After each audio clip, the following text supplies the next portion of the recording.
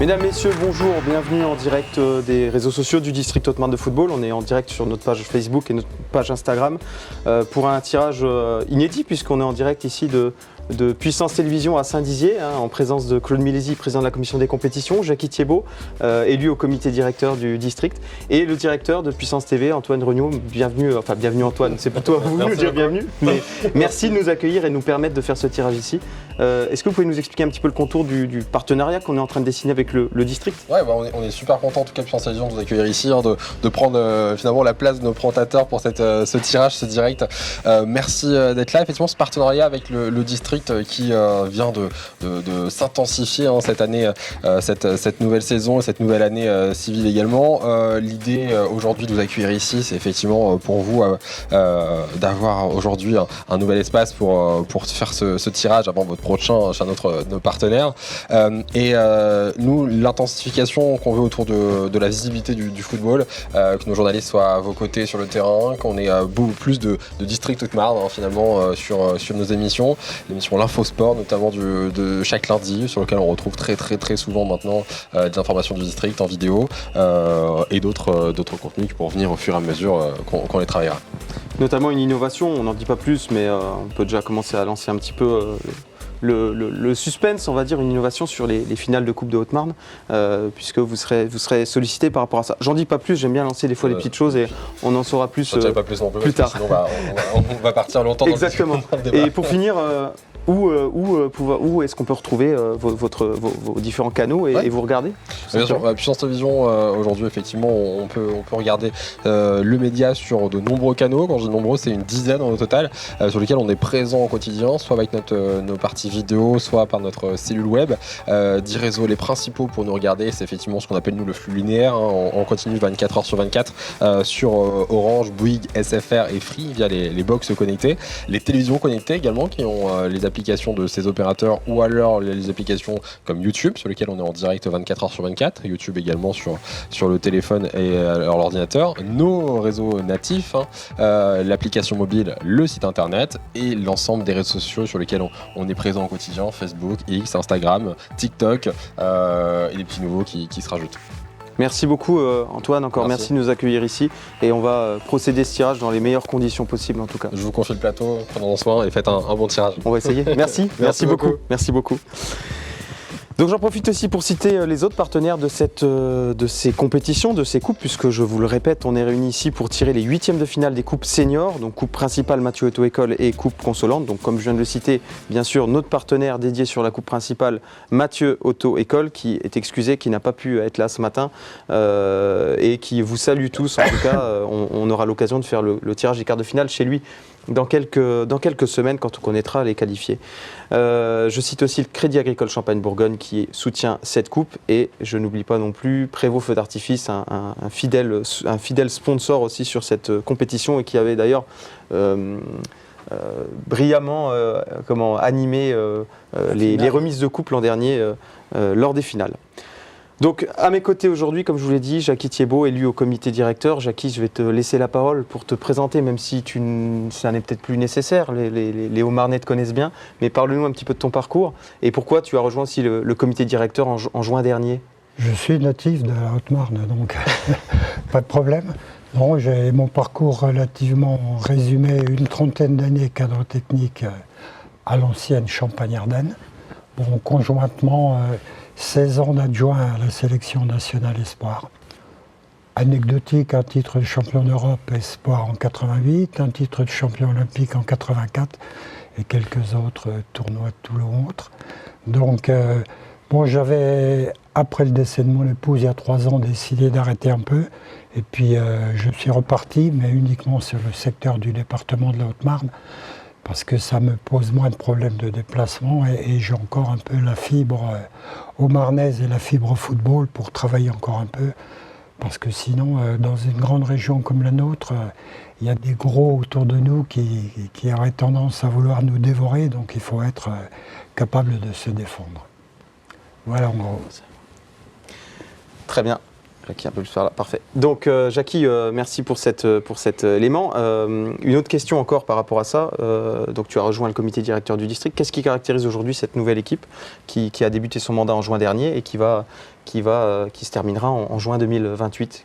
Là aussi, j'ai pas beaucoup de temps, mais c'est surtout l'innovation dans beaucoup de domaines. Dans tous les domaines, on sait un district dynamique qui est tourné vers l'avenir.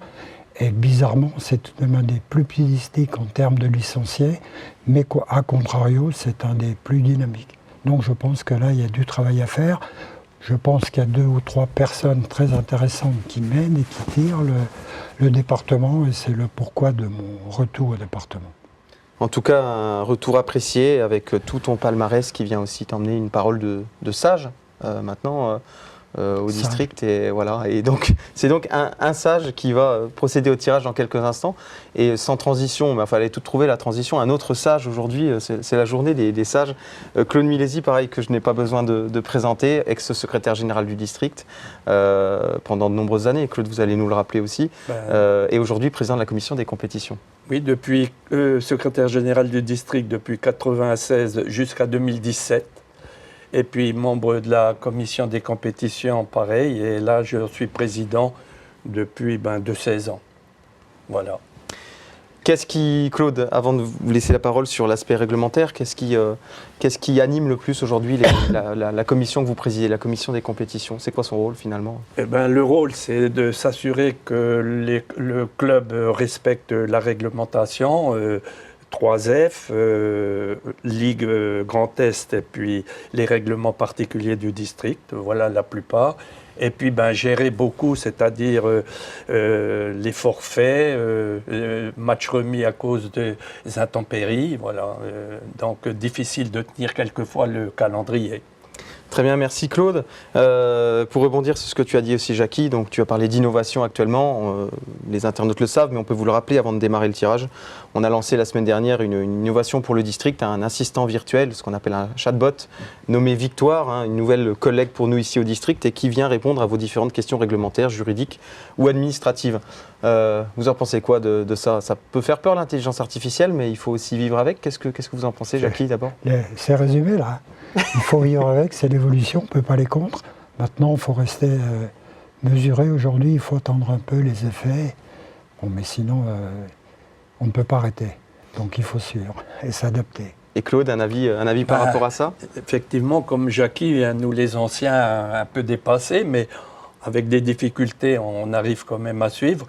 Mais maintenant, c'est la modernité, donc on n'y peut rien. On rappelle bien, et je pense que vous me confirmerez ce que je vais rappeler, que c'est un outil indicatif qui vient vous aider à avoir des éléments de réponse et à aller creuser plus loin, mais que ça n'a pas valeur officielle et qu'il faudra toujours veiller à aller creuser plus loin dans les sources qu'elle vous donnera. Mais le retour qu'on a aujourd'hui sur la fiabilité est plutôt très positif. Voilà, sans plus attendre, on va partir maintenant sur le tirage. Donc tirage des 8e de finale des coupes consolantes et principales Mathieu Auto-École qui se dérouleront donc le 9 mars prochain, donc à 14h30. On sera encore en horaire d'hiver. Un petit rappel réglementaire, Claude? Oui, alors... Par rapport au tirage? Donc, règle générale, premier tiré, ça sera le club recevant. Sauf, bien sûr, il y a toujours des particularités. Lorsqu'on se trouve avec 2 niveaux d'écart, eh bien, le recevant deviendra visiteur. On inversera. Et une autre particularité, c'est lorsque il y a eu, au tour précédent, le club a reçu. S'il y a un niveau d'écart supérieur, un niveau d'écart inférieur ou même niveau, eh bien, on inversera. Très bien. Eh bien, on va ajuster tout ça au fur et à mesure, mais au moins, vous connaissez les règles du jeu, entre guillemets. Merci en tout cas à vous, internautes, de nous rejoindre. Je vous rappelle que sur Facebook, vous êtes quasiment 11 000 abonnés aujourd'hui. C'est la 3e page Facebook en termes d'abonnés du Grand Est, après l'Alsace et la Moselle. Et presque 3 000 bientôt sur Instagram. Donc, on est ravis de partager tout ce qu'on essaye de faire au mieux avec vous. Allez, c'est parti pour la consolante. Vous avez les boules devant vous. Je vous laisse bien mélanger. Jackie, vous pouvez ouvrir ce tirage. Alors attendez Jackie, avant, on a mélangé, mais j'ai oublié de faire quelque chose d'important, c'est de rappeler quand même les équipes qui sont qualifiées. Mais au moins le mélange est fait, c'est très bien, on remélangera un petit coup encore après. Mais excusez-moi, je manque à mes devoirs. Donc pour ces qualifiés des huitièmes de finale consolantes, on a le FC Bragard, on a le FC Colombais, on a l'US Montier-Anderre, Heurville, Saulsure, Conde, Mandre, qui est d'ailleurs le Petit Poucet, on les salue, Petit Poucet de cette coupe consolante, équipe de D4. On a l'équipe 3 du Chaumont FC, l'AS Nogent, la réserve de Prébourmont, l'AS Lusy, l'US Bourbonne, la réserve de Chalindrey, Doulincourt, Longeville et Vassy. Voilà pour les 16 équipes qu'on va tirer maintenant pour le 9 mars prochain. Cette fois-ci, c'est bon, vous pouvez y aller. Une particularité Oui, Claude. supplémentaire, comme Eric m'a rappelé, il y a eu des exempts. Donc les exempts sont considérés comme s'ils avaient reçu. Voilà, un exempt est considéré comme ayant reçu. Hein. C'est une précision importante en effet, puisqu'on avait à peu près 7 équipes exemptes, il me semble. Allez Jackie, c'est parti, on peut ouvrir ce tirage. Donc on va d'abord montrer la première équipe. Heurville 2. Voilà, Heurville 2. Qui recevra, donc on va vérifier juste par rapport à tout ça, qui recevra Chalindrey 2. Heurville 2, Chalindrey 2.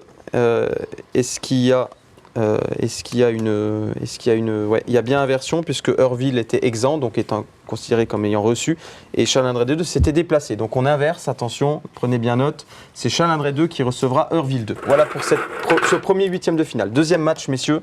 Jackie, je vous laisse débuter. Première équipe tirée.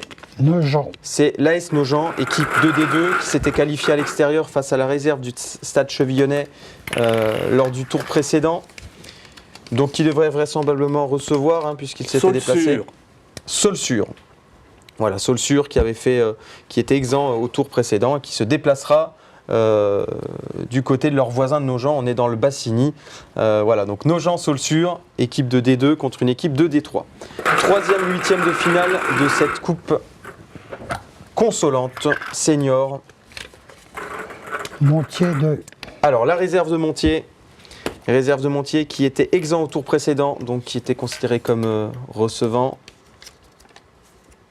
Doulincourt. Et qui va recevoir Doulincourt, donc là également inversion, puisque Doulincourt s'était déplacé du côté de Bricon, s'était qualifié sur le score de 3-1 du côté de Bricon. Cette fois-ci, l'équipe de Doulincourt, les protégés de Sébastien Noël, recevront les protégés du président Fred Perrin du côté de Montier. Donc Doulincourt-Montier.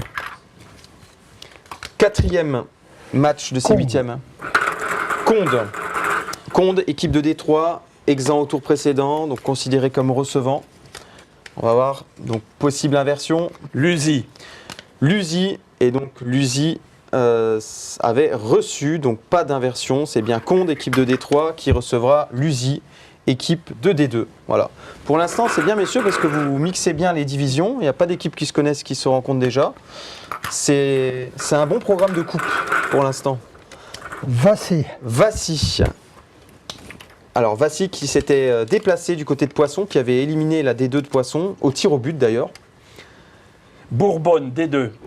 Et qui recevra Bourbonne. A priori, pas d'inversion, on est bien d'accord. Oui, Bourbonne s'était déplacé, donc pas de problème. Ce sera bien Vassy, Bourbonne, deux équipes de D2. Non, Vassy est en D3, donc on est encore sur un écart de niveau. Vassy, Bourbonne. Cinquième match, messieurs. Pour cette coupe consolante, le Petit Poucet.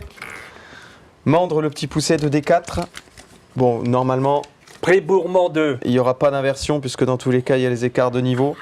Prébourmont 2, équipe de D3 qui s'était déplacée. On va me confirmer, mais il me semble que si, il y a quand même inversion parce qu'il n'y a qu'un niveau d'écart. Qu'un seul niveau d'écart. Mandre était exempt et Prébourmont s'était déplacé. On me confirme, donc parfait. Prébourmont, la réserve de Prébourmont recevra Mandre pour ce huitième de finale. Avant-dernier match. Chaumont.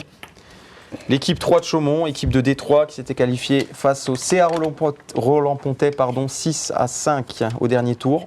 Longeville, D2. Qui recevra l'équipe de Longeville.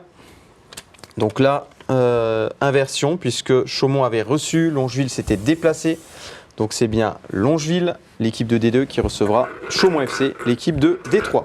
Dernier match, bon sans suspense, juste déterminer Bah, vérifier qu'il n'y a pas d'erreur déjà.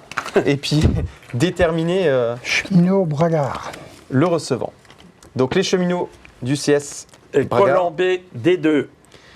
Colombais avait 2 équipes exemptes, si je ne me trompe pas, on me confirme. Donc c'est bien le CS Bragard qui recevra l'équipe de Colombais, le FC Colombais, 2 équipes qui se connaissent déjà en championnat de D2. Donc voilà, on va récapituler, puis on va passer ensuite à la principale. Donc on aura donc 8 matchs pour cette consolante. Chalindrey 2, Heurville 2, Nogent-Saulsure, Doulincourt-Montier 2, Condes-Lusy, Vassy-Bourbonne, Prébourmont 2, Mandres, Longeville-Chaumont 3, CS Bragard, Colombais. Voilà les 8 affiches de cette consolante. Messieurs, on peut transférer les boules pour passer à la principale.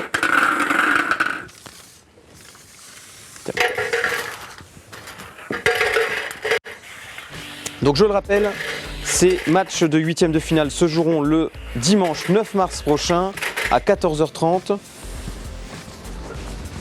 sur le terrain des premiers nommés. On va donc passer maintenant à la coupe principale. Donc cette coupe principale, je le rappelle, qui est sponsorisée par Mathieu Auto-École, qu'on remercie encore, qu'on salue et chez qui on sera pour le prochain tirage des quarts de finale. Donc les équipes qualifiées, je vais vous les citer.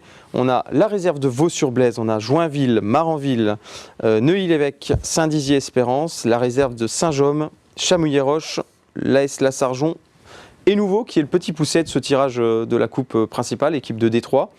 On a ensuite la réserve d'Éclaron, l'équipe d'Andelot-Rimeaucourt, Villiers-en-Lieu, la réserve de l'ASPTT Chaumont, Rouvres-Aubrive, le FC Bologne, tenant en titre de cette coupe, puisque cette équipe l'avait remportée en juin dernier, et la réserve de l'AS Sarray-Montigny. Voilà, 16 équipes, 8 matchs à tirer, même principe, même règle, Claude, n'est-ce pas? Oui. On peut y aller, messieurs. Donc première rencontre avec Joinville. voilà, l'équipe de D1 de Joinville, tirée par Jackie Thiebaud, qui donc va probablement recevoir. Neuilly D1. Alors un duel d'équipes qui se connaissent déjà bien, 2 équipes qui sont en D1, pas de changement, les 2 équipes étaient exemptes au tour précédent. Donc voilà, Joinville, Neuilly, premier match de ces 8e de finale de coupe principale, Mathieu Auto-École. Villiers-en-Lieu. Équipe de D2 qui s'était qualifiée au tir au but 5-4 face au Nogent Sporting à domicile au tour précédent. ASPTT Chaumont 2, D2. Et qui va donc recevoir la SPT Chaumont 2. A priori, donc 2 équipes de D2, a priori inversion, on me confirme, puisque Villiers-en-Lieu avait reçu au tour précédent, alors que la SPTT Chaumont s'était déjà déplacée. Donc c'est bien la SPTT Chaumont 2 qui recevra l'équipe de Villiers-en-Lieu. 2 équipes de D2 qui sont dans 2 poules différentes et qui ne se connaissent donc pas cette saison. Maranville. La D1 de Maranville, exempte au tour précédent.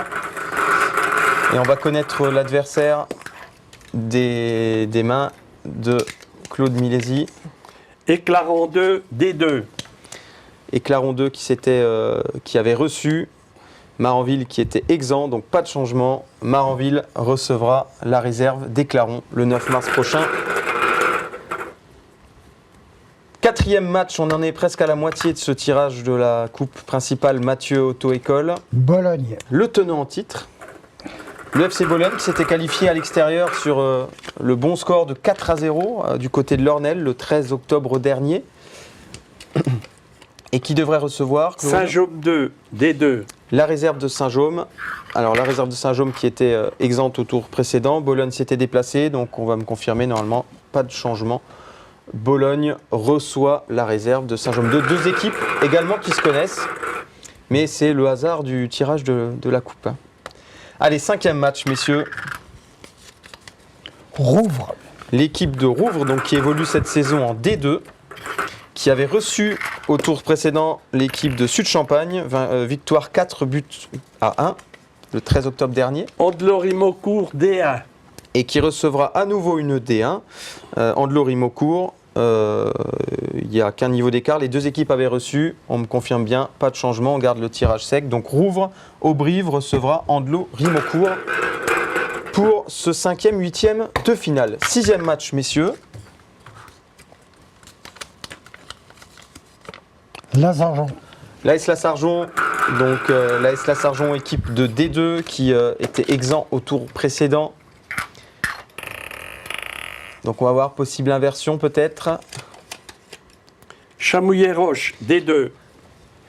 Chamouillet-Roche qui était également exempt, donc pas de changement. Deux équipes de D2 qui ne se connaissent pas, deux équipes qui sont dans deux poules différentes et qui se retrouveront pour essayer de se qualifier pour les quarts de finale de la Coupe de Haute-Marne principale Mathieu Auto École.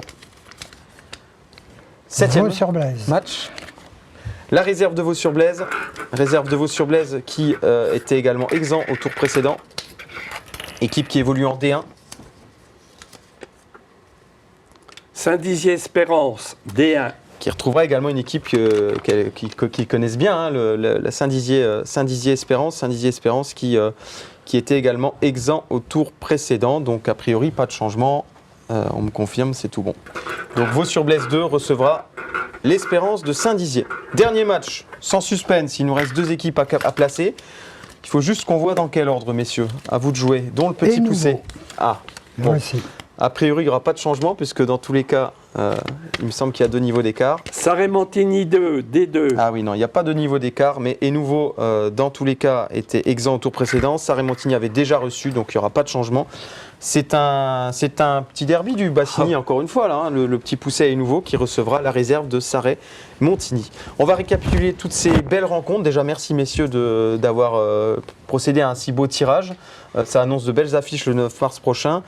Et on souhaite bien sûr aux équipes beaucoup de chance, beaucoup de réussite et surtout de belles choses à montrer sur le terrain pour se qualifier en quart de finale. Donc Joinville recevra Neuilly, on a la réserve de la SPTT Chaumont qui recevra Villiers-en-Lieu, Maranville et Claron 2, Bologne, Saint-Jaume 2, Rouvres, Andelot-Rimeaucourt, Lasarjon, Chamouillet-Roche, Vaux-sur-Blaise 2, Saint-Dizier-Espérance et Nouveau le petit pousset de cette compétition qui recevra la réserve de Saré-Montigny. Voilà pour l'ensemble de ce tirage. Messieurs, je vous remercie encore. Je vais laisser la parole à Jackie Thiebaud, élu du comité directeur qui représentait le président Leritz aujourd'hui, pour nous dire un petit mot de fin, un petit message à faire passer à ces différents clubs qualifiés et clôturer ce tirage. Ben, en coupe, il n'y a pas de bon tirage. C'est celui qui se qualifie.